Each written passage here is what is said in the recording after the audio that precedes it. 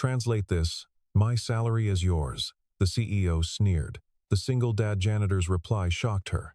The 52nd floor of Arden Global Tower had no softness in it. The architects had designed the conference room in the language of dominance, floor-to-ceiling glass on three sides, white recessed lighting that left no shadow, a table of pale limestone that stretched the length of a city bus. Outside, Chicago was being buried.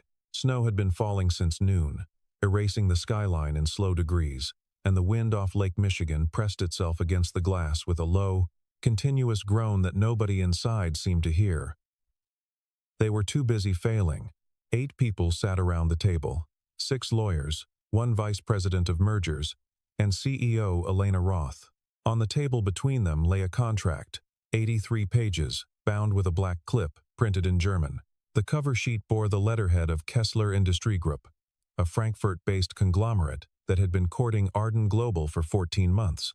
The merger, if completed, would be worth $320 million. The deadline, the moment at which Kessler's board would withdraw their offer and move to a competitor, was 6:47 in the morning, Frankfurt time.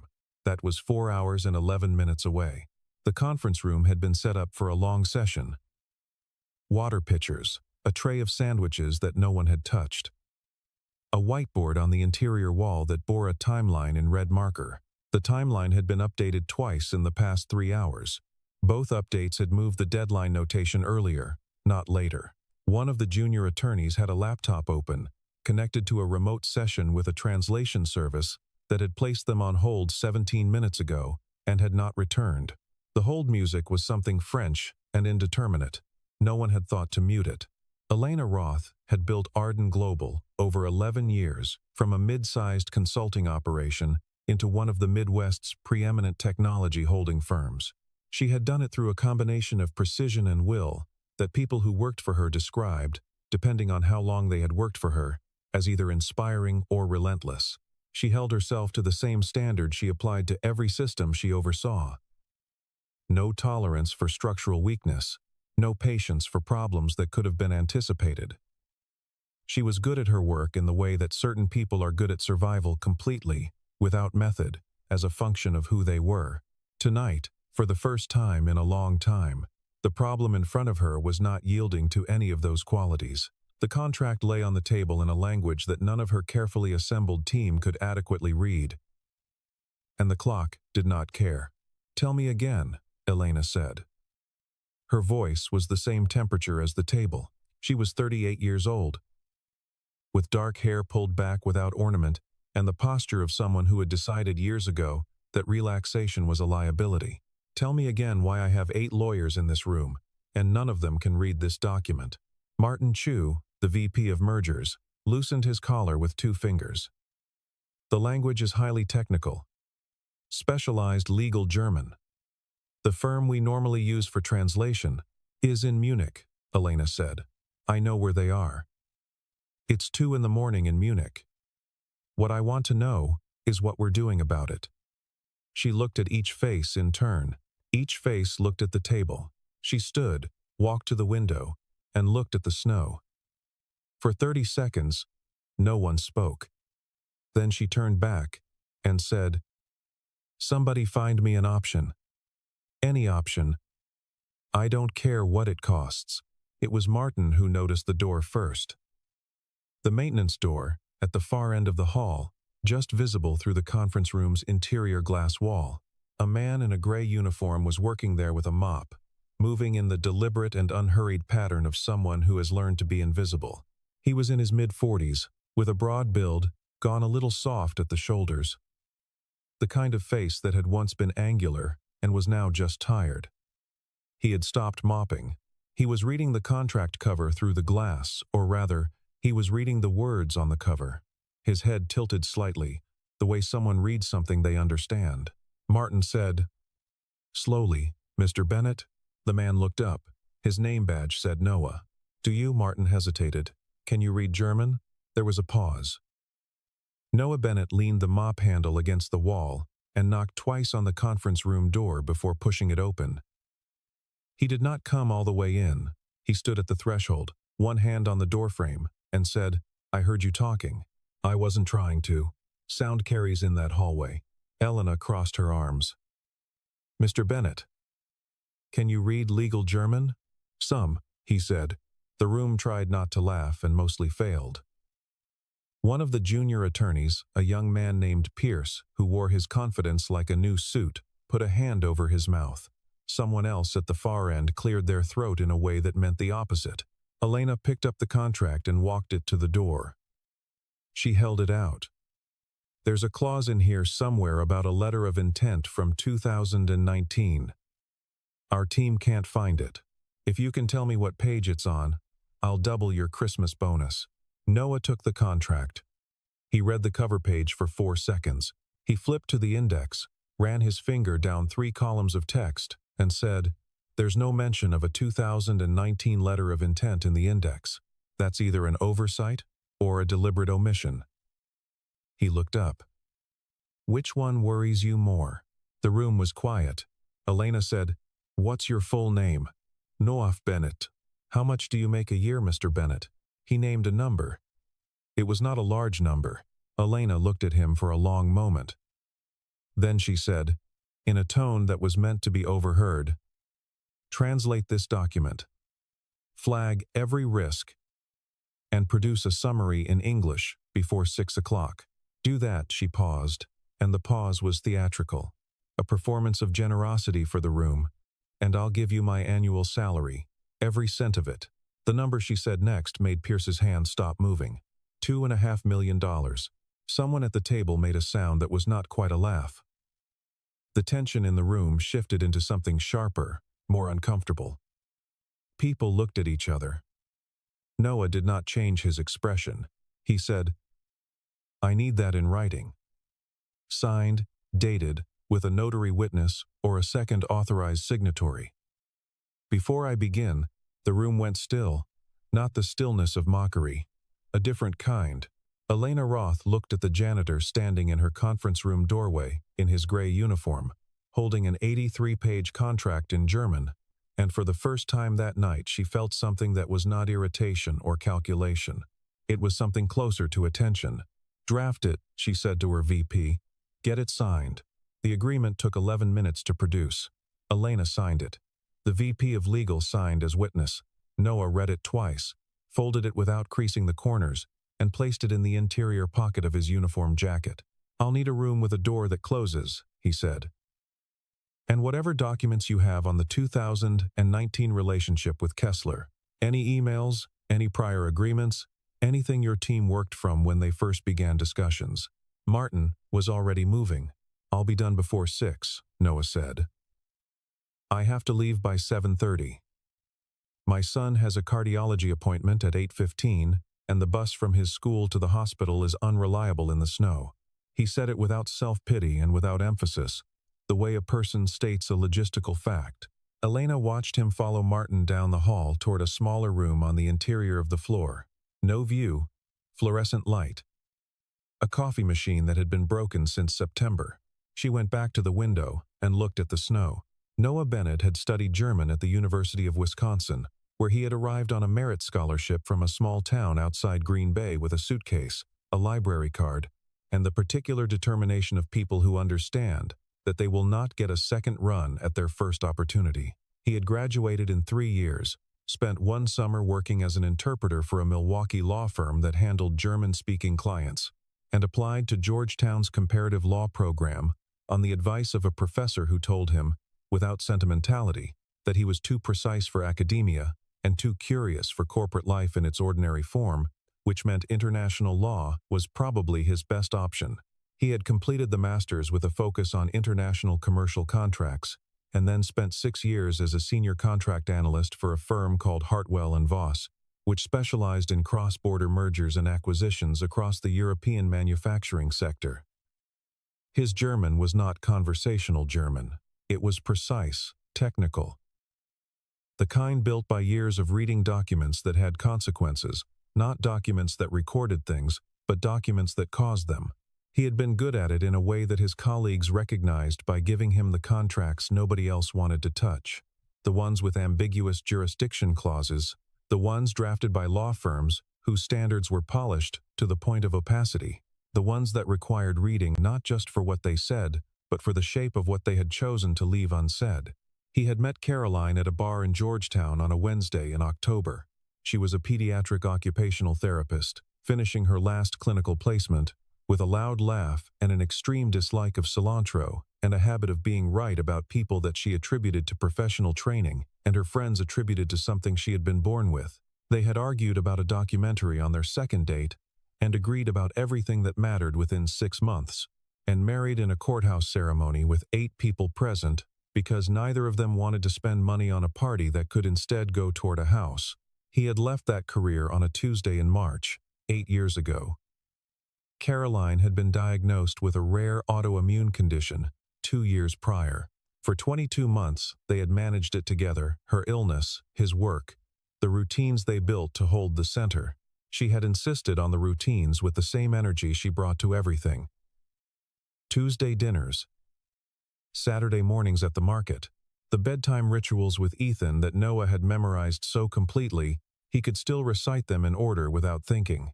Then she stopped responding to treatment.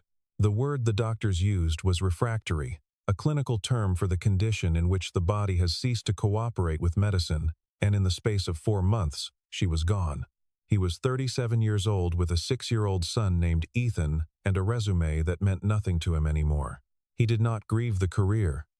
He grieved Caroline in every other way there was. And then he kept moving. Because Ethan needed him to keep moving. Ethan had been born with a congenital bicuspid aortic valve, a structural irregularity that required monitoring, periodic procedures, and the kind of ongoing medical relationship that consumed time and attention and required a parent who was never, under any circumstances, unavailable. The condition was manageable. It was not, at present, a crisis. But manageable required the steady application of attention over years, and attention required presence, and presence required a schedule that could be reorganized around an appointment notice with 48 hours of warning without the entire structure collapsing. Noah had looked at his old job, with its 60-hour weeks and its international travel and its phone calls at midnight from Frankfurt, and he had looked at his son, and the math was not complicated. The maintenance job at Arden Global had come through a city job board, posted without ceremony, paying a number that was sufficient if he was careful. The hours were midnight to 6. Ethan was at his grandmother's 3 nights a week. On other nights, Noah was home before breakfast, made the morning routine, and was in bed by 9. It was a life built around a single premise. Ethan needed a father who was present, and nothing else mattered enough to compete with that. He had tested the premise, in the first year, by imagining alternatives. He always stopped imagining at the same point, the moment when the alternative required him to hand some portion of Ethan's childhood to someone else's care, and the test always returned the same result. He did not tell people about Georgetown. He did not tell them about the career, or the publications too, both in German-language law journals, both on contract interpretation in cross-border disputes, or the 2 conference presentations he had given in Hamburg and Vienna in better years. The Hamburg one had gone particularly well. He had been 32 years old, in a good suit, with a prepared text he had abandoned after the first 3 minutes in favor of talking from memory, and the room had been engaged in the way that rooms are engaged when they are learning something. He had called Caroline afterward from the hotel bar, and she had said, in the tone she used for things she was proud of, that she wished she had been there. He was the janitor on the 52nd floor. That was the information other people needed, and it was sufficient. He sat down in the small room on the 34th floor, opened the contract to page 1, and started reading. The German was formal and dense, as expected. Kessler's legal team was thorough in the way that expensive German law firms tend to be thorough, every clause cross-referenced, every definition exhaustive, every term of art deployed with precision that read, to the untrained eye, as clarity, and to the trained one, as something else. Noah had spent 6 years learning to read the difference. Clarity disclosed risk. Precision, in certain kinds of documents, concealed it. He read the first 12 pages without stopping, building the architecture of the document in his mind, the way he always had. The main provisions, the definitions section, the liability structures, the conditions of completion. The contract was organized around 5 primary obligations and 12 secondary ones. And the primary obligations were, in themselves, reasonable. This was often how it worked. The problems were never in the primary obligations.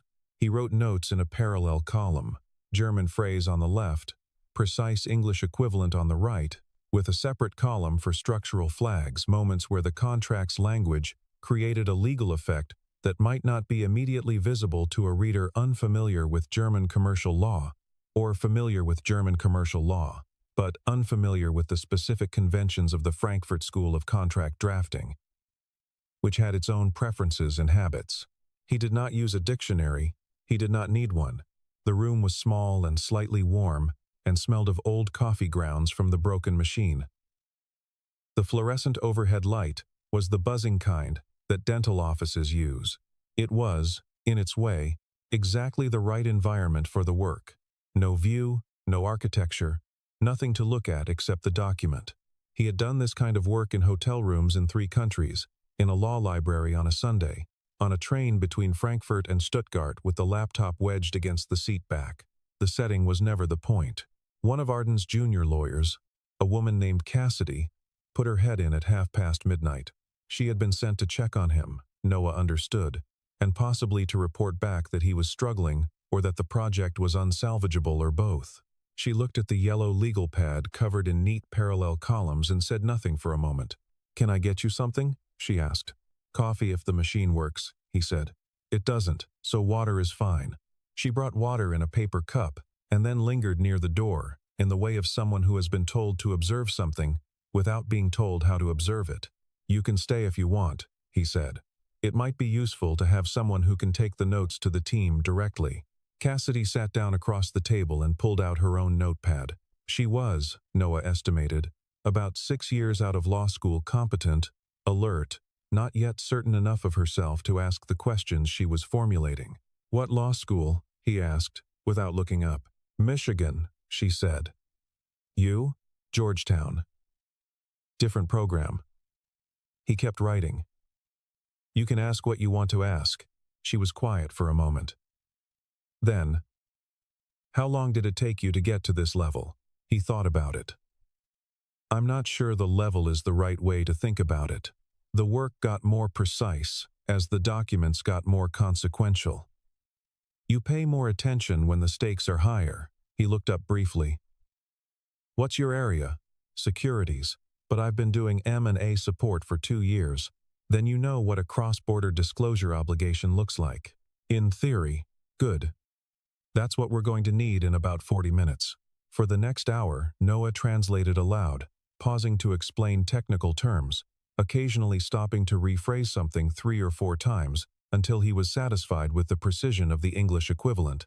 Cassidy wrote fast and kept up. She was good. She knew enough to ask clarifying questions at the right moments, and the right moments were specific and narrow, and not always obvious, and to stay quiet the rest of the time, which was the harder skill. At 1 in the morning, Noah reached the footnotes. This was where the architecture changed. Footnote 47, embedded in a section dealing with the transfer of existing commercial obligations, referenced an appendix. Anlage G.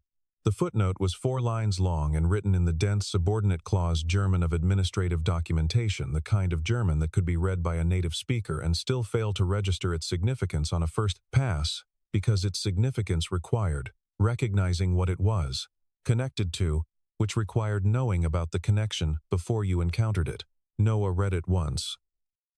Then he sat back. He read it again, slowly, word by word. Then a third time. "Can you get Miss Roth?" he said. Cassidy looked up. "Now?" "Yes." Elena arrived 4 minutes later. She had removed her jacket at some point in the past hour. She was in a white shirt, sleeves pushed to the elbow, and she moved with the specific energy of someone running on professional obligation and will, past the point where adrenaline is still interesting. She sat across from Noah, without being invited, and looked at the legal pad. "What did you find?" Noah placed his finger on footnote 47. "This refers to Appendix G." "What does your team have on Appendix G?" It's a list of existing licensing agreements being transferred as part of the merger. Does your team have the 2019 documentation for those licensing agreements? Elena looked at Cassidy. Cassidy was already on her phone. A minute passed. Then two. They say there was a preliminary letter of intent in April 2019, Cassidy said. It wasn't in the main file. One of the attorneys found it in an archived folder. I need it printed, Noah said. It arrived in 8 minutes, slightly crooked from the printer.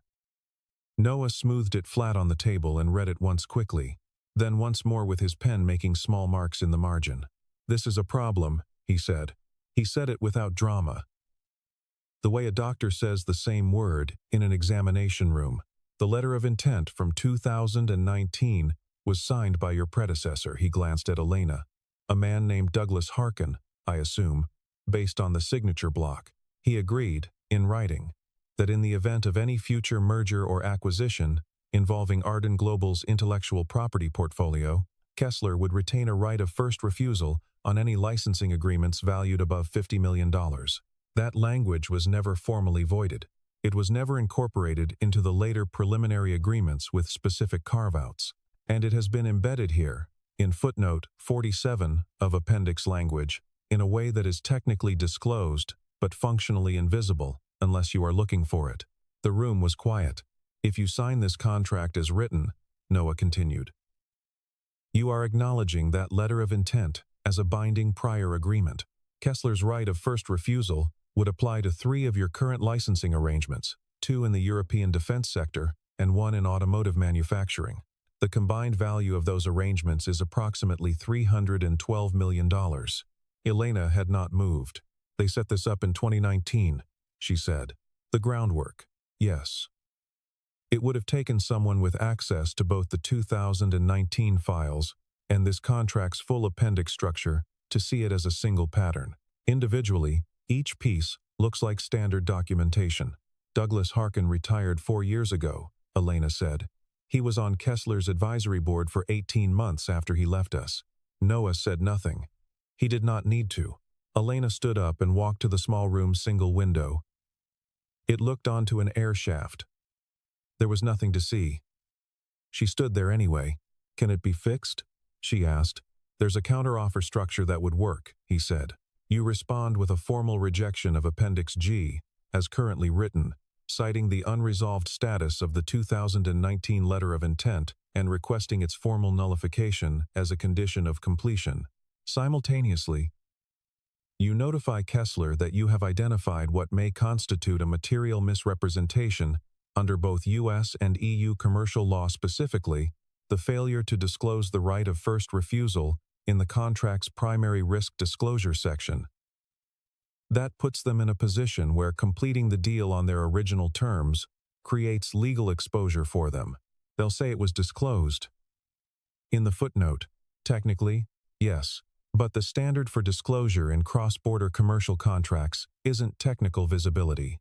It's whether a reasonably diligent party would have identified the provision as material. A 4-line footnote in appendix language, referencing a 9-year-old letter of intent that isn't in your current documentation file, is an argument you can make to a regulatory body with some confidence. Elena turned from the window. The tiredness in her face was real now, not managed. She looked at him directly. I owe you an apology, she said, for earlier, for the room.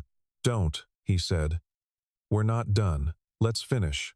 She sat back down across from him. Cassidy opened a new page. They worked until 4:40 in the morning.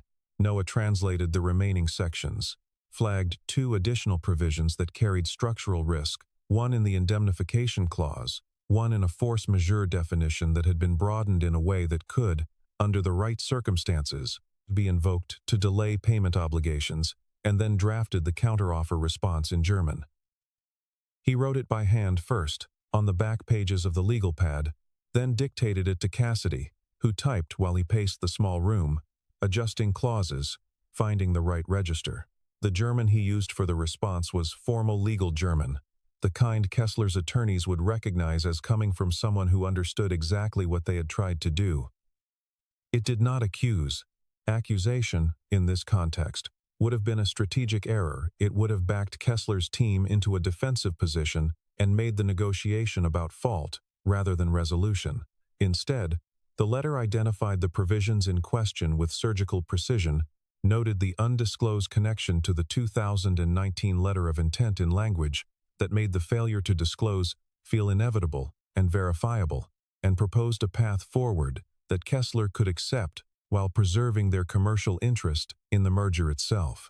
This was the part of contract work that Noah had always found genuinely interesting, not the identification of problems, which was a matter of attention and knowledge, but the construction of solutions that served both parties' real interests rather than their stated positions. The Kessler deal was good for Arden. The Arden deal was good for Kessler. The buried letter of intent had been an attempt to improve Kessler's position at Arden's expense, but it was not the reason the two companies had been negotiating for 14 months. The underlying logic still held. Elena sat beside him for the last 2 hours. She had stopped monitoring and started participating sometime around 3 in the morning, when Noah had paused to explain a nuance in German contract law regarding the hierarchy of obligations between primary and supplementary agreements, and she had asked a question that showed she had been following more precisely than he had assumed. After that, the conversation changed. She was no longer managing the situation. She was in it. She knew her business entirely. The gaps in her knowledge were specific: the language, the archival documentation, the technical conventions of German commercial law, not the underlying commercial logic. She understood the merger's value, Kessler's strategic position, the leverage points on both sides. When Noah explained that Kessler's right of first refusal would apply to their 3 most profitable licensing arrangements, she did not need the implications spelled out. She had already calculated what that meant. By the time Cassidy sent the response to Kessler's Frankfurt office at 5:14 in the morning, the tone in the small room had changed entirely. It was not warm. Exactly. It was something more serious than warm. It was the particular respect that develops between two people who have worked on something difficult together and done it well, a respect that has nothing to do with position or title or the normal hierarchies of professional life, and everything to do with what each person had actually contributed over the past 4 hours. The response from Frankfurt came at 6:03. Kessler requested a 48-hour extension to review the counteroffer terms. Elena read the message, set her phone face down on the table, and did not move for a moment. "They're going to come back with concessions," she said. "Almost certainly," Noah said. He was capping his pen. The right of first refusal language was the leverage. Without it, the deal structure still works for them. They need this merger more than the negotiating position suggested. The 14 months of courtship was not a performance. "Douglas Harkin is still drawing a pension from us," Elena said. "The advisory board arrangement with Kessler ended 2 years ago, officially. I'll need to have our general counsel look at whether any of this constitutes a breach of fiduciary duty. That's a separate conversation," Noah said, "and probably a longer one." "Yes." She looked at the table for a moment. "Yes, it is." He stood, gathered his notes, the legal pads, the annotated pages, the structural diagrams he had sketched for his own reference, and put on his uniform jacket. The gray looked wrong in the context of what had just happened, and then it looked entirely right. He had been wearing it all night. It was the right thing to have been wearing. Elena said, "The check will be ready this morning." "No rush," he said. "Whenever it's convenient." "Noah." She said his name for the first time. "Sit down for a moment." He sat. "I want to offer you a position, VP of International Legal Review. Your own team, travel budget, full executive compensation package." She paused, chose her words with care.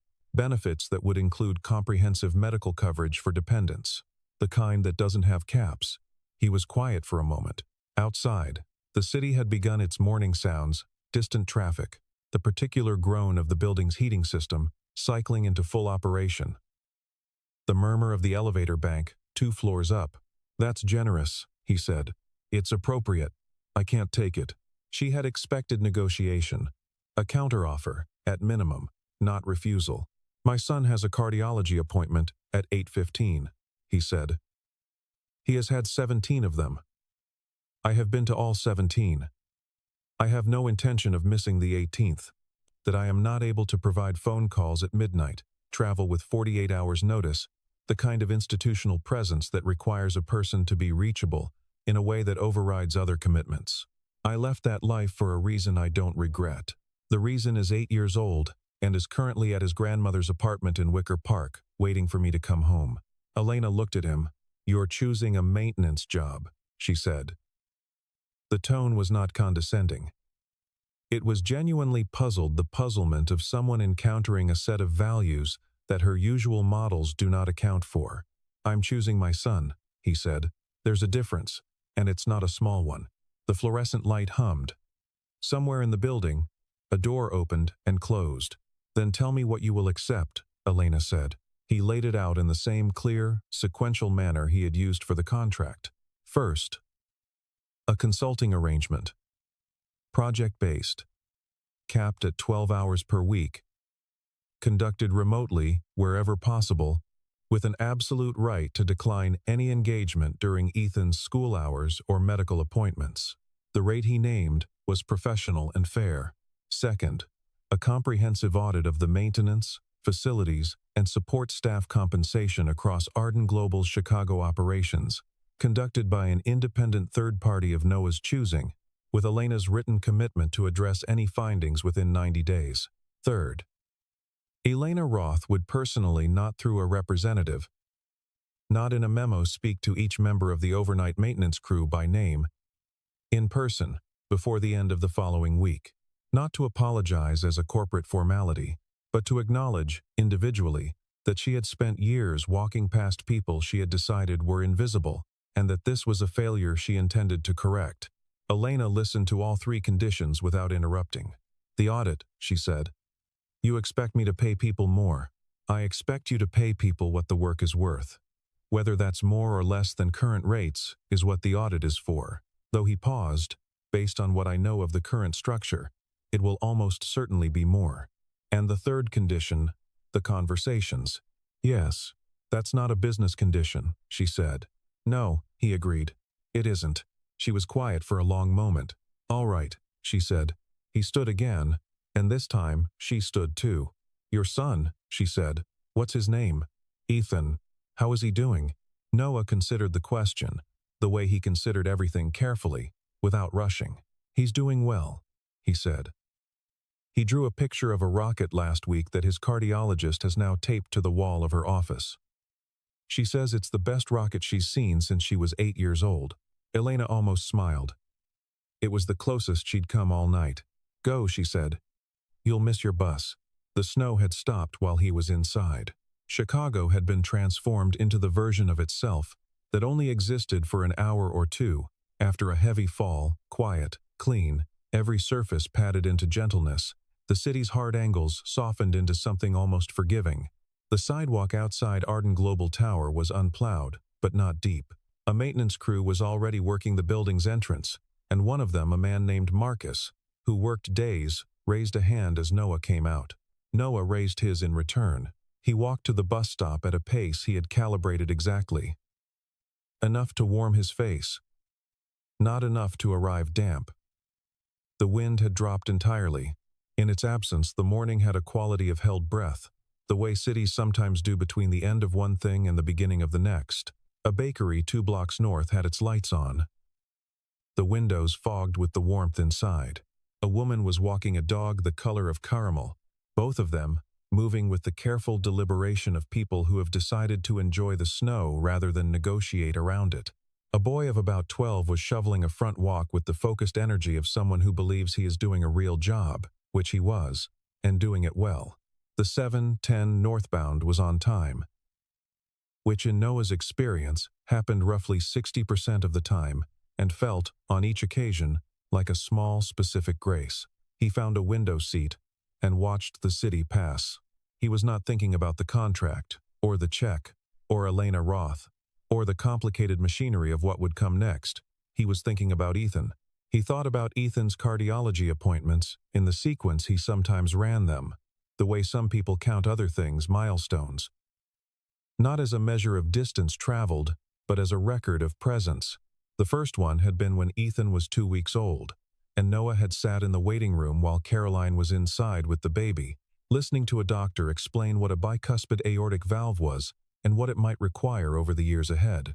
Noah had held Caroline's hand in the parking lot afterward, and they had said very little. The sky had been the particular gray of February, and a sparrow had sat on the curb near the car for a long time before flying away. He had always remembered the sparrow. He was not sure why. The appointments that followed had been, most of them, unremarkable in the way that manageable medical situations can be. Monitoring, confirmation of stability, the careful language of physicians who know that their patients' families are parsing every word for information about the future. Ethan had been good in doctors' offices from an early age, calm, cooperative, asking questions with the directness of a child who had learned that doctors were people with specific knowledge who would answer specific questions. His cardiologist, a woman named Dr. Okafor, had told Noah at the 6th appointment that Ethan was the most informed 8-year-old patient she had seen in 20 years of practice, which was either a compliment or an observation about the particular education that medical necessity provides. Probably both. He took out his phone and found the text from Brenda. The 2 bowls of cereal, the Lego accomplishment, the gravity with which these things had been reported. He read it twice. The bus stopped. He got off 2 blocks early to walk, as he sometimes did when the morning was bearable and he was not in a hurry. Which he was not. The cold had lost most of its edge. Somewhere on the block ahead of him, someone's window was open, and a radio was playing something orchestral strings, unhurried, the kind of music that occupied space without demanding attention. He walked home. He had started keeping a tally that day. A small notebook, initially Caroline's, she had used it for grocery lists, phone numbers, the small administrative debris of a shared life.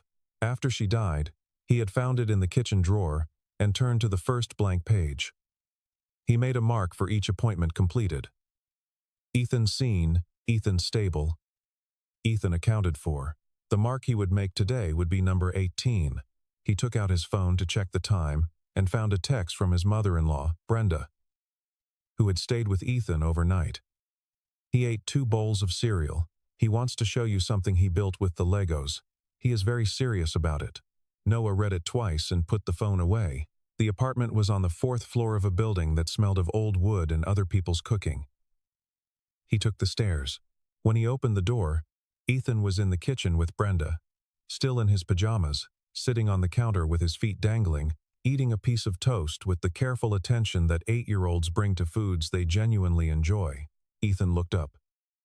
"Dad, I built the Saturn V. The whole thing? 3rd stage took me until like 10:30. Grandma said I had to stop, but I was almost done."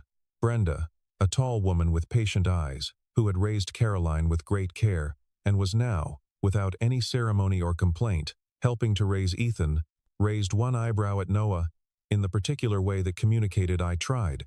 "Let me see it," Noah said. The Saturn V rocket stood on Ethan's desk, beside the window. Correctly assembled, Noah could see at a glance that the stage separation was right, the command module properly positioned. It was approximately 17 inches tall.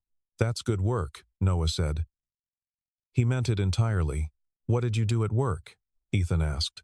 Noah sat on the edge of the bed. The uniform was still on him. He should shower, change, sleep for 2 hours before the appointment. He looked at his son, the dark eyes, the concentrated face, the toast crumbs on his collar. "I had a meeting," he said. "An important one. Did it go okay?" "It went well. I helped some people figure out a complicated problem." "What kind of problem?" Noah thought about how to say it. "A translation problem," he said. "Someone needed something, explained in a different language. And I was the only one there who could explain it." Ethan nodded, satisfied. He was not particularly interested in the details. He had the pragmatic worldview of children who have spent significant time in medical settings. The important information was whether it went okay, and it had. "Come see the rocket," he said. "The fins are really straight this time." "I will," Noah said. "Let me change my clothes." He went to the bathroom, ran the water cold, and stood with his hands on the edge of the sink. He was not certain, for a moment, what was happening in his chest. He had not cried since Caroline's funeral. He had made a decision, sometime in the months after, that grief without function was a luxury he couldn't afford, not with Ethan needing breakfast and appointments and someone to check his homework. But he stood in the bathroom in his gray uniform, with Ethan's voice drifting in from the other room explaining the structural merits of the Saturn V's third stage, and the folded contract document in his jacket pocket, and a number in a bank account that would, for the first time in 8 years, allow him to stop calculating. He stood there for a while. Then he washed his face and changed his shirt. In the top drawer of his dresser, beneath a stack of folded receipts and Ethan's spare inhaler and a button that had come off a coat and never been reattached, was a small notebook, pale green cover, spiral bound, the pages soft with age. On the first page were grocery lists in Caroline's handwriting: milk, the good bread, lemons, yogurt for E, and a phone number for a plumber, and a note that said, "Call Mom before Thursday." On the page after that, in Noah's handwriting, were small vertical marks arranged in groups of 5, 17 of them. He sat on the edge of the bed, opened the notebook, and added one more, 18. He looked at it for a long moment. Then he closed the notebook and put it back where it lived. 2 weeks later, on a Wednesday morning in January, Elena Roth arrived on the building's basement level at 6:15 in the morning. She was alone, no assistant, no prepared remarks, no note card with names. She wore her coat and her regular shoes, and she carried nothing. Martin had offered the note card. She had declined. The names were in her head, where they needed to be, because she had put them there intentionally the night before, at her desk, writing them by hand on a piece of paper, and reading them back several times, until they were no longer data but people, the way you have to learn people through repetition, through the deliberate investment of attention. The overnight maintenance crew worked the building's lower floors between midnight and 6. There were 7 of them. Their names were Darnell, Yolanda, Marcus, Petra, Kevin, Singh, and Ruth. Elena had researched each of them in the way she researched anything she considered important, thoroughly, without intermediary. Darnell had worked nights for 6 years and was studying for an electrician's license on alternate weekends. Yolanda had a son in high school who played basketball. Petra, the oldest, had been with the building since it opened in 2009. Kevin was 24 and had been there 8 months. Singh had a degree in accounting from a university in Punjab that was not recognized by Illinois licensing boards. Ruth's daughter was finishing nursing school. She talked to each of them. She did not give a speech. She introduced herself, her name, what she did, which most of them already knew from her photograph in the lobby, and then she asked what each person's workload actually felt like in practice, what was broken that had never been fixed, what requests they had submitted that had never received a response. She listened without redirecting, without the performed patience of someone waiting for the person in front of them to finish so they can begin solving. Petra, who was 61 years old and had worked in the building since it opened, told her about the elevator bank on the 23rd floor that required specific handling to operate safely, and which had been reported 4 times in writing over 18 months without response. She described the handling procedure matter-of-factly. You had to hold the door sensor manually while pressing the floor button, or the car would stall between levels. Everyone who worked nights knew this. Nobody who worked days did. Elena wrote it down.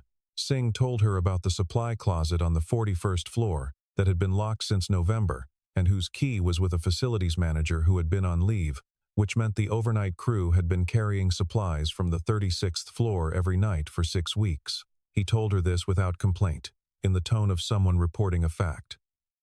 The absence of complaint was, Elena recognized, not the absence of something worth complaining about. It was the reasonable behavior of someone who has learned that complaints from certain quarters do not tend to produce results.